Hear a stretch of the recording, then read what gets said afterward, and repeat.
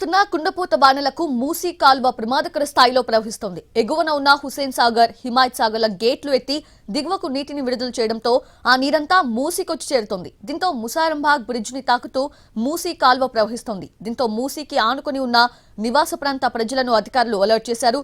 ఇక ఇదే అంశానికి సంబంధించి మరింత సమాచారం తెలుసుకుందాం. మా ప్రతినిధి ప్రేమ్ అందిస్తారు.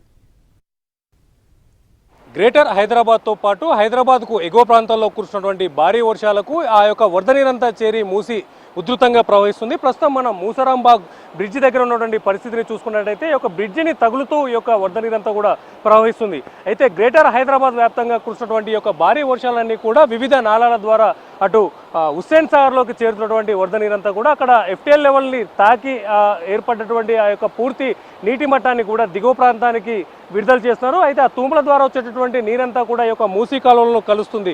దాంతో పాటుగా కూడా అటు వికారాబాద్, చేవెళ్లతో పాటు కూడా అనంతగిరి హిల్స్ నుంచి అక్కడ ఆ ఏరియాలో కురిసినటువంటి భారీ వర్షాలు కూడా అటు ఉస్మాన్ సాగర్ అలాగే హిమాయత్ సాగర్లో ఆ వరద నీరంతా కూడా భారీగా వచ్చి చేయడంతో ఆ యొక్క హిమాయత్ సాగర్ కూడా పూర్తిగా FTL లెవెల్కి తాగడంతో అక్కడ ఉన్నటువంటి అధికారులు కూడా ఆ నీటిని అంతా కూడా గేట్లు తెరిచి ఆ యొక్క నీటిని కూడా పూర్తిగా దిగువ ప్రాంతాల్లో ఉన్నటువంటి మూసీలో కూడా నీరంతా కూడా వదులుతున్నారు. అయితే ఈ యొక్క వరద తాకిడికి ఎగువ ప్రాంతాల నుంచి వస్తున్నటువంటి ఈ యొక్క వరద తాకిడికి ప్రస్తుతం ఈ యొక్క బ్రిడ్జిని తాకుతూ అతి ప్రమాదకరంగా కూడా ఈ యొక్క వరద కూడా కొనసాగుతున్నటువంటి పరిస్థితి కనిపిస్తుంది. అయితే గతంలో కూడా సుమారు కొన్ని సంవత్సరాల క్రితం ఇలాంటి భారీ వర్షాలు కురిసిన సందర్భంలో కూడా ఈ యొక్క బ్రిడ్జిని తగులుతూ కాకుండా బ్రిడ్జి పై నుంచి కూడా ఓవర్ఫ్లో అయినటువంటి పరిస్థితి కూడా ఉండేది. అయితే ఇదే పరిస్థితి మరికొద్ది రోజులు కొనసాగితే, అయితే గత వారం నుంచి కురుస్తున్నటువంటి భారీ వర్షాలు మరికొద్ది రోజులు కూడా కొనసాగితే ఖచ్చితంగా ఈసారి కూడా అదే పరిస్థితి ఎదుర్కోవాల్సినటువంటి పరిస్థితి ఉంటుందని చెప్పేసి స్థానికులు కూడా భయాందోళన వ్యక్తం చేస్తున్నటువంటి పరిస్థితి కూడా కనిపిస్తుంది. అయితే ముఖ్యంగా ఈ యొక్క అతి పురాతనమైనటువంటి ఈ యొక్క మూసారాంబాగ్ బ్రిడ్జిని కూడా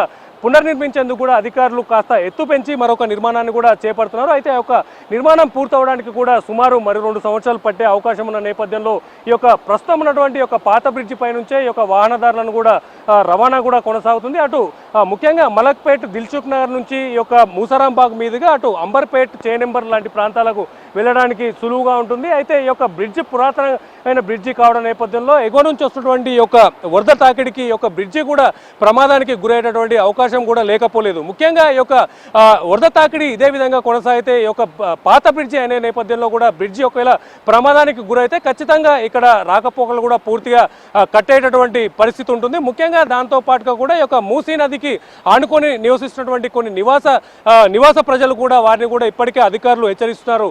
దీనికి సంబంధించి ఈ యొక్క వరద ఉధృతంగా కొనసాగుతున్న నేపథ్యంలో హైదరాబాద్ కలెక్టర్ కూడా గత 2 రోజుల క్రితం ఈ యొక్క ప్రాంతాన్ని కూడా పరిశీలించారు. ఈ యొక్క స్థానికంగా మూసీ నదిని ఆనుకొని ఉన్నటువంటి ప్రజలను కూడా అప్రమత్తం చేస్తూ అవసరమైతే ఈ యొక్క వరద తాకిడి పెరిగితే ఖచ్చితంగా వారందరినీ కూడా ఇక్కడ నుంచి సురక్షిత ప్రాంతాలకు తరలించేందుకు ఏర్పాట్లు చేయాలని చెప్పేసి స్థానికంగా ఉన్నటువంటి అధికారులను కూడా ఆదేశించారు. ఏదేమైనప్పటికీ కూడా ఈ వరద తాకిడి ఇదే విధంగా కొనసాగితే, ముఖ్యంగా అంటే మరో 2 రోజుల పాటు ఇలాంటి వర్షం ఖచ్చితంగా కొనసాగితే, ఇలాంటి భారీ వర్షం కురిస్తే ఖచ్చితంగా కూడా ఈ యొక్క బ్రిడ్జి పై నుంచి ఓవర్ఫ్లో అయ్యే అవకాశం ఖచ్చితంగా ఉందని చెప్పి స్థానికులు కూడా భయాందోళన వ్యక్తం చేస్తున్నారు. అధికారులు అప్రమత్తమై ఈ యొక్క నీటి సమీపంలో నివసిస్తున్నటువంటి ప్రజలకు ఖచ్చితంగా ఏదైతే సురక్షిత ప్రాంతాలకు తరలిస్తే బాగుంటుందని చెప్పేసి వారు ఖచ్చితంగా ఆవేదన